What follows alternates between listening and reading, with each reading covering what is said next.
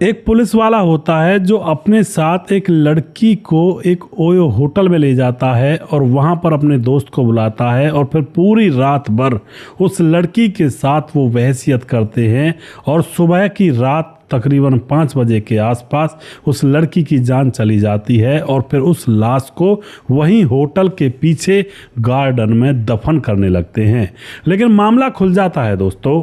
आखिर कैसा मामला था, पूरी कहानी जानेंगे। इस देश के अंदर और इस दुनिया के अंदर और इन समाजों के अंदर न जाने कैसे कैसे लोग इंसान की खाल में भेड़िया बनकर घूम रहे होते हैं। दोस्तों, भेड़िया जो होते हैं इंसान की खाल में छुप कर घूम रहे होते हैं।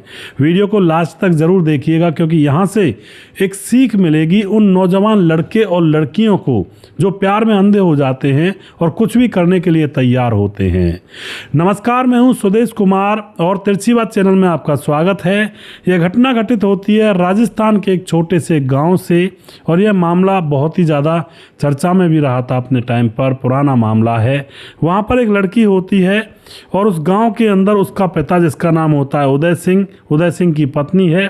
इनकी एक बेटी है मनीषा और उदय सिंह के पास 7 से 8 एकड़ ज़मीन है क्योंकि राजस्थान के अंदर किसानों पर ज़मीन काफ़ी ज़्यादा हुआ करती है। उसमें फसल किया करता, अपने घर परिवार को चलाया करता। बेटी इकलौती है, कोई बेटा नहीं हुआ और ना ही उस बेटी के बाद कोई दूसरी बेटी हुई। तो यह दोनों पति पत्नी अपनी बेटी से खूब ज़्यादा प्यार किया करते हैं क्योंकि वही तो है इनके आगे पीछे।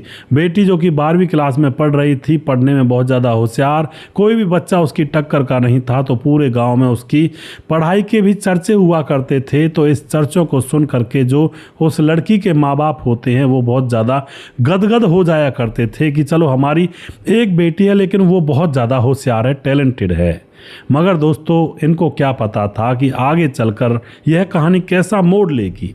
लड़की जो होती है 12वीं क्लास में टॉपर बनकर पास होती है और उसके बाद माँ बाप से कहती है कि मम्मी पापा मैं कॉलेज में पढ़ना चाहती हूँ, मुझे आगे बढ़ना है, कुछ बनना है। ऐसी परिस्थितियाँ कई बार आती हैं दोस्तों।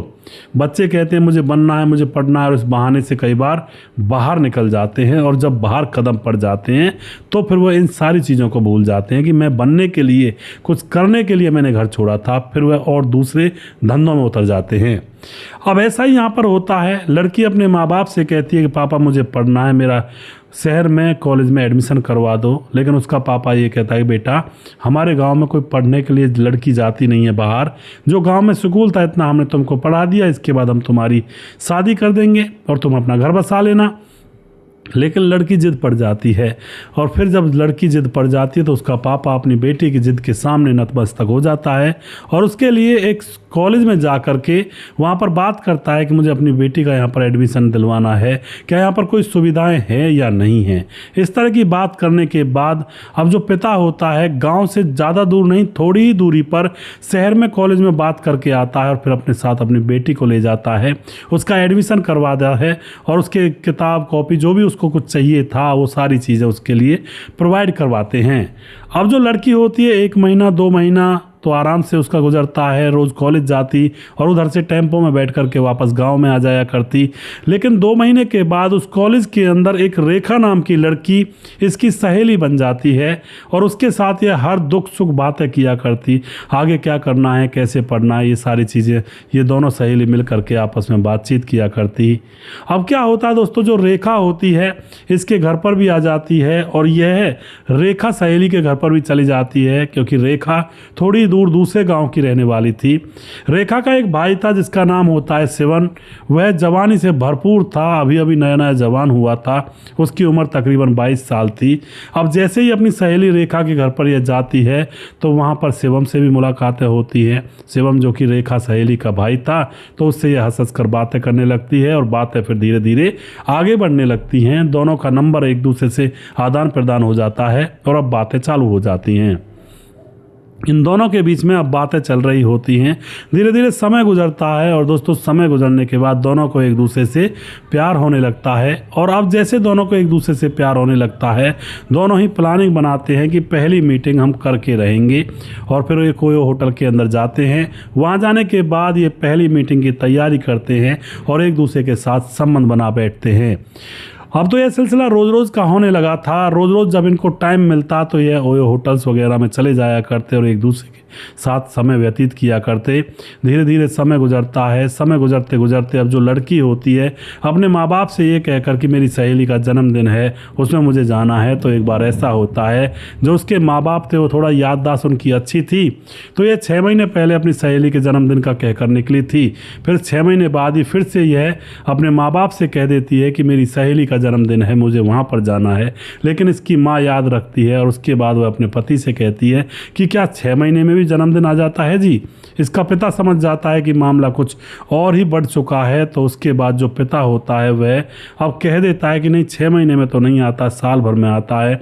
उस दिन यह लड़की जब गई थी तो रात को तकरीबन 9-10 बजे के बाद आई थी अपने घर पर, और पिता सारी बात समझ चुका था कि मामला गड़बड़ है। और यह लड़की ओयो होटल में से आई थी, अपने प्रेमी शिवन से अपनी आंखें दो चार करके आई थी। लड़की जैसे ही घर आती है तो उसका पिता कहता है बेटी सहेली का जन्मदिन था, 6 महीने में ही आ गया। अब यह बात सुनते ही जो लड़की होती है घबरा जाती है कि इनको तो पता लग गया, मामला खुल गया। उसके बाद पिता कहता है कि देख बेटी मुझे पता है तू गलत रास्ते पर चल चुकी है, लेकिन तू इस रास्ते को छोड़ दे, यह बहुत गंदा रास्ता है और अब तू अपने घर पर ही रह, तुझे कॉलेज जाने की कोई ज़रूरत नहीं है। और उसके बाद दोस्तों बेटी को घर पर रोक लिया जाता है, कॉलेज बंद कर दिया जाता है। और अब बेटी अब परेशान हैरान लेकिन अपने प्रेमी से अभी भी लगातार बातचीत में वो बनी हुई थी। धीरे धीरे समय गुजरता है तो बेटी के पेट में दर्द होता है, और जब पेट में दर्द होता है तो उसका पिता उसको हॉस्पिटल ले जाता है, और हॉस्पिटल में जब अल्ट्रासाउंड होता है तो वह बेटी गर्भवती थी 3 महीने की। यह देख करके जब पिता को जानकारी मिलती है उसके तो पाँव के नीचे से ज़मीन निकल जाती है कि ये क्या हो गया, जिसका मुझे डर था बेटी तूने वही कर दिया, तूने मेरे को कहीं का नहीं छोड़ा। लेकिन जैसे तैसे वह पिता अपनी इज्जत बचाने के लिए उस बच्चे का गर्भपात करवा देता है, और उसके बाद वह पूछता है कि वह लड़के का घर कहाँ है, चलो मेरे साथ। और लड़के के घर उस लड़की को ले जाता है वह पिता, और जाकर के उस लड़के से कहता है शिवम से कि तुम्हें मेरी बेटी के साथ अब शादी करनी होगी, इसका बच्चा भी तुम्हारे पेट में रह गया था। लेकिन शिवम दो टूक मना कर देता है कि नहीं मैं शादी नहीं करूंगा। अब तो वहाँ पर थोड़ा बहुत झगड़ा भी होता है, लेकिन झगड़ा शांत करवा दिया जाता है। पिता करता भी तो करता क्या, बेटी के सामने मजबूर था और बेटी को लेकर के वापस अपने घर आ जाता है। लेकिन उसकी बेटी इतनी ज़्यादा हवस और वासना से भरी हुई थी, वह अभी भी शिवम से बात करती है और उसके साथ चोरी छुपे रात को मिलने के लिए घर से बाहर खेतों में चली जाया करती, घर वालों को बिना बताए। अब यह मामला अभी भी लगातार चल रहा था। अब कुछ महीने गुजर जाते हैं, और उसके बाद जो शिवम होता है वह अब इस लड़की से जब बातचीत कर रहा होता है, लड़की कहती है अब क्या करेंगे, हमारी शादी के लिए तुमने मना कर दिया था। शिवम कहता है देखो अभी मैंने ये मना किया था कि अभी शादी नहीं करेंगे, बाद में करेंगे। लड़की कहती है तो अब कर लो, अब वो काफ़ी दिन हो गए। शिवम कहता है ठीक है चलो मैं प्लानिंग करते हैं। और उसके बाद शिवम कहता है कि ऐसा करना, कल तुम अपने घर से गहने जेवर कुछ पैसे निकाल करके अपने बैग में रखकर मेरे पास आ जाना, रेलवे स्टेशन पर मैं तुम्हारा इंतज़ार करूँगा, क्योंकि हम प्यार करके बाहर भागेंगे, घर पे नहीं ले जाऊंगा तुम्हें क्योंकि मेरे घर वाले मुझे जान से मार देंगे, इसलिए हम दोनों को भागना पड़ेगा और हम दोनों एक अलग नई दुनिया बसाएंगे, तो वहाँ पर हमें पैसों की ज़रूरत पड़ेगी। तो लड़की इसके बहकावे में आ जाती है और उसके बाद शिवम इसको स्टेशन पर मिलता है और रात के समय यह स्टेशन पर पहुँच जाती है। शिवम की पूरी प्लानिंग थी दोस्तों। शिवम इससे सारे गहने जेवर, इसके सारे पैसे यह कह कर के ले लेता है कि मुझे दे दो, कहीं कोई चोर चोरी कर ले तुम्हारे पास से, और उसके बाद इसको एक अनजान ट्रेन में लेकर चढ़ जाता है। और उसका पूरा प्लान था कि इसके पास एक भी पैसा नहीं है, इसको कहीं दूर की ट्रेन में बिठा दूंगा और फिर वहां से ये वापस आ ही नहीं पाएगी। यह उसका पूरा प्लान था। और उसके बाद दोस्तों ये इसलिए भी नहीं आ पाएगी क्योंकि घर से फरार हुई है जेवर गहने लेकर के, तो घर वालों को क्या मुंह दिखाएगी, पैसे नहीं रहेंगे तो ये वापस आ भी नहीं सकेगी और घर वाले इसका मुंह देखने लिए तैयार भी नहीं होंगे और इससे पीछा छूट जाएगा और पैसे और गहने मेरे पास आ जाएंगे। यही सोच करके वह उसको एक बहुत दूर जाने वाली ट्रेन में बिठा देता है मुंबई की तरफ, और फिर आप भी बैठ जाता है। और 1-2 स्टेशन जाने के बाद वह कहता है कि मुझे अभी थोड़ा सा मैं पानी पी कर आता हूँ, और यह कह करके वह वहाँ से उतर जाता है। और वह जो इसकी गर्लफ्रेंड थी वह सीट पर लेटी हुई थी, वह थोड़ी थोड़ी नींद में भी थी और यह उसको छोड़कर वहाँ से उतर जाता है। लड़की समझती है कि शायद यह यहीं पर बैठा होगा कहीं सीट पर, वह सो जाती है। और उसके बाद दोस्तों ट्रेन बहुत दूर जा कर के मुंबई के रेलवे स्टेशन पर जाकर रुकती है और वहाँ पर रुकने के बाद अब यह देखती है कि लड़का कहीं नहीं है, घबरा जाती है, परेशान हो जाती है, ना एक भी पास पैसा था। और उसके बाद यह उस ट्रेन से उतर जाती है कि आगे कहाँ जाऊँगी, इससे तो अच्छा यहीं पर है। तो मुंबई का एक लोकल रेलवे स्टेशन था जहाँ पर रुकी थी, वहाँ पर निकल के बाहर बैठ जाती है और रोने लगती है कि मेरे साथ धोखा हो गया, अब मैं घर भी कैसे जाऊँ, मेरे माँ बाप मुझे घर में घुसने ही नहीं देंगे और पूरे गांव में मैं क्या मुंह दिखाऊंगी, क्योंकि अब तक तो फैल गया होगा कि मैं भाग गई हूं। अब उसके बाद ये वहीं पर बैठी हुई थी। इधर इसका पिता जो होता है वह अपनी लड़की को ढूंढ रहा था। वह उस लड़के के घर पर जाता है तो लड़का कह देता है, नहीं जी मेरे साथ नहीं भागी, किसी और को लेकर भाग गई होगी, और तुम्हारी बेटी के चाल चलन पहले से ही गलत थे, इसीलिए मैंने शादी करने से मना किया था अंकल जी।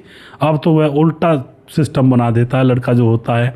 माँ बाप बेचारे नीचे सर झुकाकर अपने घर पर आकर बैठ जाते हैं। अब वह रिपोर्ट भी दर्ज नहीं करवा रहे थे गुस्से के मारे कि वह तो भाग गई, जो भाग गई भाग जाने दो, हमारी किस्मत थोड़ी ले गई है, कुछ पैसे और गहने ले गई है।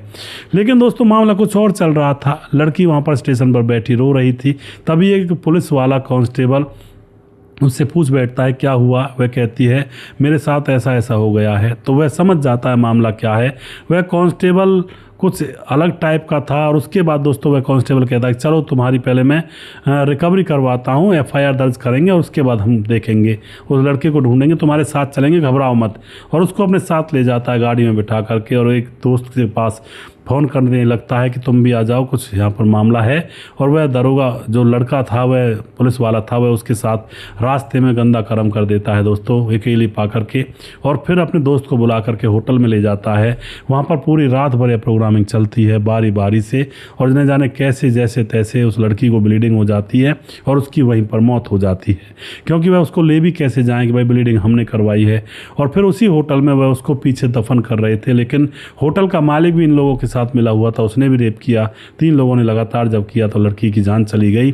और फिर इस लाश को जब वह दफन कर रहे थे तो होटल का एक कर्मचारी होता है, वह सारे नज़ारे को देख करके वह पुलिस थाने में जा करके FIR दर्ज करवाता है कि इस तरह से पुलिस वालों ने लड़की की हत्या कर दी, उसको दफन कर रहे हैं। पुलिस तुरंत आती है, ऐन मौके पर इन लोगों को पकड़ लेती है और इस तरह से इस लड़की की जान चली जाती है। दोस्तों कई बार हम सोचते हैं कि भाई हम बढ़िया कर रहे हैं, माँ बाप हमसे मना कर रहे हैं लेकिन हम बढ़िया कर रहे हैं, वो गलती होती है। उसी को गलती कहा जाता है कि जब परिस्थिति को बच्चा नहीं समझ पाता है, समझता है कि अच्छा काम हो रहा है और उस समय वह गलती करता चला जाता है, माँ बाप की बातें उसको बुरी लगती हैं और वह अपने ही मद में चूर गलती पर गलती करता चला जाता है और उसके बाद उसको ऐसी सज़ा भुगतनी पड़ती है।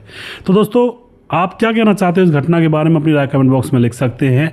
मैं यहाँ पर यही कहना चाहता हूँ, ये प्यार व्यार कुछ नहीं होता है, ये सिर्फ अट्रैक्शन होता है और प्यार के नाम पर सिर्फ धंधा है हवस और वासना को मिटाने का। प्यार तो कहीं भी नहीं है आज के कलयुग के कलिकाल में। तो सावधान रहें, सतर्क रहें। वीडियो के लास्ट में कुछ भाइयों के नाम जरूर लेना चाहूँगा जो हमारे वीडियोज़ को देखते हैं और हमें खूब सपोर्ट करते हैं। हमारे साथ है गोपाल चवन कमेंट करते हैं, विष्णु दत्त कमेंट करते हैं, भीमदत्त जोशी हैं, समाधान पाटिल जलगांव महाराज से, राम गोसाई कमेंट करते हैं, पुलक चटर्जी कमेंट करते हैं, मुनुन श्रीवास्तव जी हैं, राजेंद्र धेरू कमेंट करते हैं, सिकरम राज कमेंट करते हैं, शांतनु शर्मा कमेंट करते हैं, संतोष शर्मा नागर कमेंट करते हैं, मुकेश कुमार यूपी तरासी से, दशरथ कुशवाहा जी हैं कमेंट करते हैं, स्वपन डे हैं, रघुवीर सिंह नेगी कमेंट करते हैं, प्रवीण बघेल शिवपुरी से, रामकृष्ण राजपूत कमेंट करते हैं, विंध्याचल राजभर कमेंट करते हैं, विजय शर्मा हैं, धीरज बनवाल कमेंट करते हैं, सूरज डियो हमारे भाई फिजी से कमेंट करते हैं और उसके बाद राधे श्याम शर्मा श्री जयपुर राजस्थान से कमेंट करते हैं, रघुवीर सिंह नेगी दोबारा से, और उसके बाद सुमेर एस कमेंट करते हैं, स्वपन डे कमेंट करते हैं, सिसिल पंजा कमेंट करते हैं और उसके बाद विमलेश कुमार हैं, सुदर्शन शर्मा हैं, अमलेश राम कमेंट करते हैं और गुरप्रीत सिंह कमेंट करते हैं, लक्ष्मण डेलू कमेंट करते हैं, राम मोहम्मद यासीन लाहौर पाकिस्तान से कमेंट करते हैं, राधे श्याम शर्मा सिरसी जयपुर राजस्थान से कमेंट करते हैं, राजकिशोर चौरसिया महाबलेश्वर महाराज से कमेंट करते हैं, राम मोहम्मद यासीन लाहौर पाकिस्तान से, और उसके बाद दुर्योधन भाई कमेंट करते हैं, छगनदास खारडाबाद राजस्थान से कमेंट करते हैं और सुशील चौधरी हमारे भाई लगातार हमारे वीडियोज़ पर बने रहते हैं। भाई का बहुत बहुत धन्यवाद करता हूँ। अगला वीडियो बहुत जल्दी फिर से लेकर आऊँगा दोस्तों, तब तक आप खुश रहें, सावधान रहें। जय हिंद, जय भारत।